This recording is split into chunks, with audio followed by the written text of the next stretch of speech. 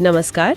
आज हम भारत के उन 12 पवित्र स्थानों की बात कर रहे हैं जहां भगवान शिव मतलब ज्योतिर्लिंग के रूप में विराजमान है। जी, ज्योतिर्लिंग यानी प्रकाश के लिंग जो स्वयंभू माने जाते हैं। हाँ, और हमें इनके पीछे की जो कहानियां हैं वो एक YouTube वीडियो के डिस्क्रिप्शन से मिली हैं। बिल्कुल, ये 12 ज्योतिर्लिंग कहलाते हैं। देश भर में अलग अलग जगह पर हैं और हर एक की अपनी कहानी, अपना महत्व है। कहते हैं कि इनके दर्शन से ही सारे पाप धुल जाते हैं। ऐसी मान्यता है। हाँ, मुक्ति मिलती है। तो चलिए फिर शुरू करते हैं इन कहानियों का सफर। सबसे पहले गुजरात का सोमनाथ। जी, सोमनाथ। इसकी कहानी चंद्रदेव यानी सोम से जुड़ी है। हाँ, मैंने सुना है दक्ष प्रजापति की 27 बेटियां थीं और चंद्रमा ने सबसे विवाह किया था। हाँ, पर उनका स्नेह जो था वो केवल रोहिणी पर ही था, तो बाकी जो थी वो दुखी हो गई और उन्होंने अपने पिता दक्ष से शिकायत की। अच्छा। दक्ष को गुस्सा आया और उन्होंने चंद्रमा को शाप दे दिया, क्षय रोग का।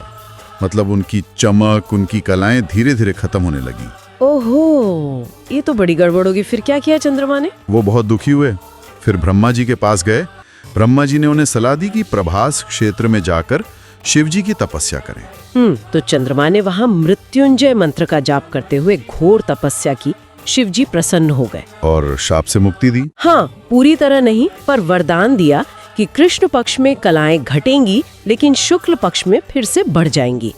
और क्योंकि सोम यानी चंद्रमा ने शिव को अपना नाथ माना, इसीलिए वो सोमनाथ कहलाया। वाह। जी बिल्कुल।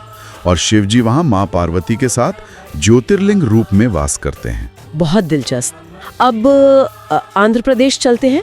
श्री शैल पर्वत पर मल्लिकार्जुन ज्योतिर्लिंग। हाँ, मल्लिकार्जुन कृष्णा नदी के तट पर। यहाँ की कहानी शिव जी के पुत्रों गणेश और कार्तिकेय से जुड़ी है। उनके विवाह वाली कौन पहले परिक्रमा करेगा? वही शर्त थी कि जो पहले पृथ्वी की परिक्रमा करके आएगा उसका विवाह पहले होगा। कार्तिकेय तो झट से अपने वाहन मोर पर बैठकर निकल पड़े। हाँ, वो तो तेज है। पर गणेश जी, उन्होंने अपनी बुद्धि लगाई। उन्होंने अपने माता पिता यानी शिव और पार्वती की ही परिक्रमा कर ली और कहा कि माता पिता में ही समस्त लोग समाये हैं। बिल्कुल, शास्त्रों में इसे पृथ्वी परिक्रमा के बराबर ही माना गया है। तो उनका विवाह पहले तय हो गया। ओहो। कार्तिकेय जी जब लौटे होंगे तब तो? हाँ, वो लौटे तो देखा गणेश जी का विवाह हो रहा है। वो रूठ गए और क्रोच पर्वत चले गए। शिव पार्वती उन्हें मनाने पहुंचे पर वो और दूर चले गए। तो पुत्र के वियोग में शिव और पार्वती वहीं ज्योतिर्लिंग रूप में स्थापित हो गए।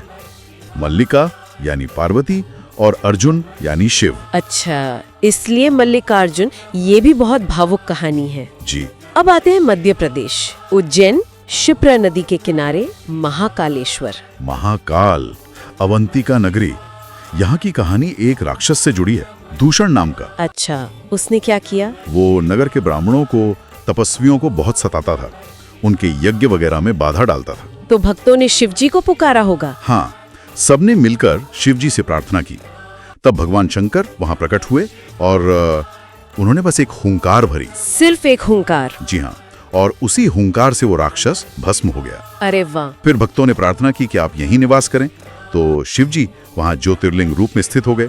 और क्योंकि वो हुंकार के साथ प्रकट हुए और काल यानी समय के भी स्वामी हैं, वो महाकाल कहलाए। समझ गए।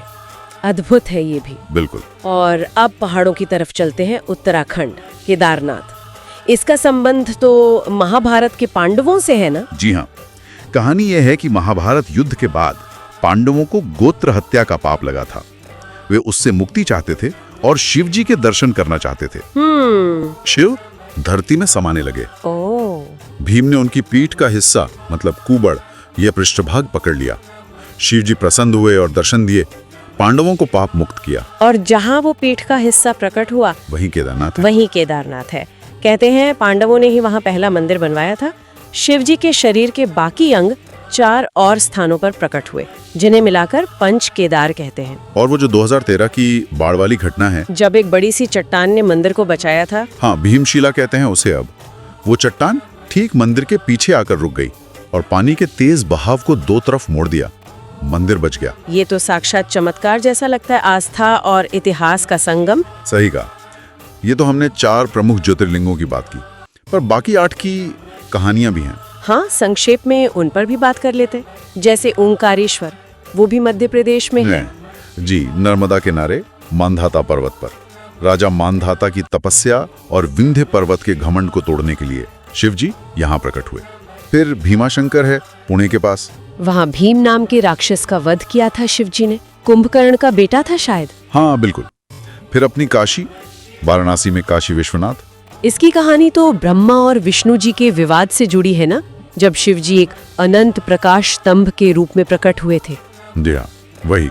फिर नासिक के पास त्र्यंबकेश्वर है, गौतम ऋषि और अहिल्या की कहानी और गंगा के अवतरण से जुड़ा है ये स्थान। फिर वैद्यनाथ धाम देवघर में। वैद्यनाथ, हाँ, इसे कामनालिंग भी कहते हैं। इसकी कहानी रावण से भी जुड़ती है, जब वो शिवलिंग लेकर लंका जा रहा था। अच्छा, और नागेश्वर गुजरात में। हाँ, द्वारका के पास। यहाँ शिवजी ने दारुका नाम की राक्षसी से अपने भक्त सुप्रिय की रक्षा की थी।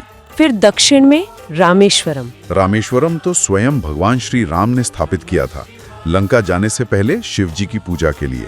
और आखिरी घृष्णेश्वर महाराष्ट्र में। जी, एलोरा गुफाओं के पास। ये घुस्मा नाम की एक परम शिव भक्त की कहानी है। शिवजी ने उसकी भक्ति से प्रसन्न होकर उसके मृत पुत्र को जीवित कर दिया था। वाह, हर जगह की अपनी अलग कहानी, अपना महत्व। अद्भुत। बिल्कुल, ये सारी कथाएं यही दिखाती हैं कि कैसे भक्तों की पुकार पर या उनकी तपस्या से प्रसन्न होकर या किसी विशेष घटना के कारण भगवान शिव इन जगहों पर ज्योतिर्लिंग के रूप में प्रकट हुए। ये सिर्फ मंदिर नहीं है, बल्कि हमारी आस्था, इतिहास और संस्कृति के जीवंत केंद्र है। सही कहा।